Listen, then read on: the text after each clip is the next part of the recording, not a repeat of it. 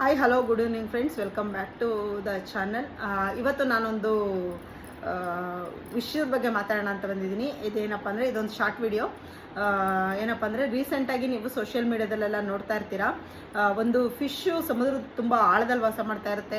ಅದು ಇವಾಗ ಸಮುದ್ರದ ದಡಕ್ಕೆ ಬಂದುಬಿಟ್ಟಿದೆ. ಇದು ಯಾವಾಗ ಸಮುದ್ರದಿಂದ ಆಚೆ ಬಂದಿದೆಯೋ ಅವಾಗೆಲ್ಲ ಏನಾದರೂ ಒಂದು ಘಟನೆ ನಡೆದೇ ಇರುತ್ತೆ ಅಂತ ನೀವು ಅದನ್ನೆಲ್ಲ ಕೇಳಿದ್ದೀರಾ. ಆ್ಯಕ್ಚುಲಿ ಇದು 100% ನಿಜ. ಆ ಫಿಶ್ ಯಾವಾಗೆಲ್ಲ ಆಚೆ ಬಂದಿದೆ ಅವಾಗ ಏನಾದರೂ ಒಂದು ಇನ್ಸಿಡೆಂಟ್ ನಡೆದಿದೆ. ಮತ್ತು ರೀಸೆಂಟಾಗಿ ಕೇರಳದಲ್ಲೂ ನೋಡಿದ್ರೆ ಲಕ್ಷಾಂತರ ಕೋಟ್ಯಾಂತರ ಮೀನುಗಳು ಸಮುದ್ರದಿಂದ ಆಚೆ ಬಂದಿರೋದು ವಿಡಿಯೋ ನೀವು ಸೋಷಿಯಲ್ ಮೀಡಿಯಾದಲ್ಲೆಲ್ಲ ನೋಡಿದ್ದೀರಾ. ಮತ್ತು ಆಮೆಗಳು ಅಷ್ಟೇ, ನಮ್ಮ ಇಂಡಿಯಾದಲ್ಲೇ ಸಮುದ್ರ ಬಿಟ್ಟೆಲ್ಲ ಆಚೆ ಬಂದಿರೋದು ಲಕ್ಷಾಂತರ ಆಮೆಗಳು, ಒಂದಲ್ಲ ಎರಡಲ್ಲ ಲಕ್ಷಾಂತರ ಆಮೆಗಳು ಬಂದಿರೋದನ್ನ ನೀವು ನೋಡಿರ್ತೀರಾ. ಇದೆಲ್ಲ ನೋಡ್ತಾ ಇದ್ರೆ ನಿಮ್ಗೆ ಏನು ಅನ್ನಿಸ್ತಾ ಇದೆ?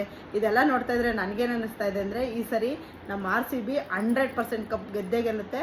ನೋಡ್ತಾ ಇರಿ. ಈ ವಿಡಿಯೋನ ಸೇವ್ ಮಾಡ್ಕೊಂಡು ಇಟ್ಕೊಳ್ಳಿ, ಅವತ್ತಿಗೆ ತುಂಬ ಬೇಕಾಗತ್ತೆ ಈ ವಿಡಿಯೋ. Thank you.